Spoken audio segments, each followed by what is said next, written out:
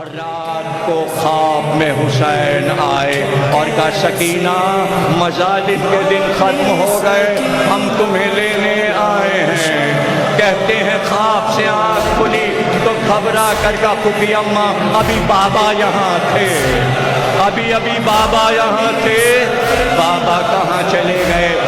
لیکن رباب نے چپ کرایا، زینب نے چپ کرایا، مگر سکینہ چپ نہ ہوئی، پکارتی رہی بابا آؤ، بابا آؤ۔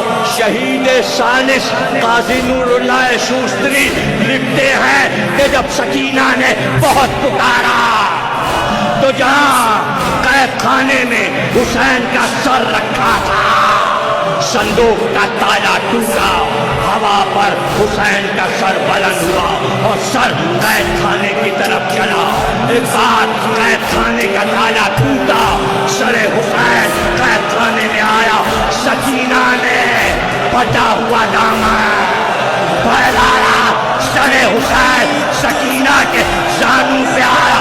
ایک بار سکینہ نے اپنا رخسار حسین کے سر پہ رکھا کہ بابا اٹھ کے دیکھیے کانوں کے دل کیسے ہاتھ اس میں گلے۔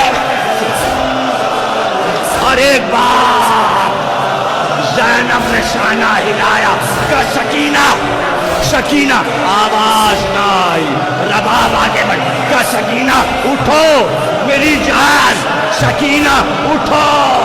ایک بار آواز آئی انا للہ و انا الیہ۔ مصیبت کی منزل یہ کتنی کڑی ہے، مصیبت کی منزل یہ کتنی کڑی ہے، یتیمہ کی میت زمین پر پڑی ہے، یتیمہ کی میت زمین پر پڑی ہے، بھلی قبر کیوں کر اٹھے کیسے لاشا، پریشاں ہے زندہ میں ثانیہ زہرا، اٹھے کیسے اٹھے کیسے، بالی سکینہ کا لاشا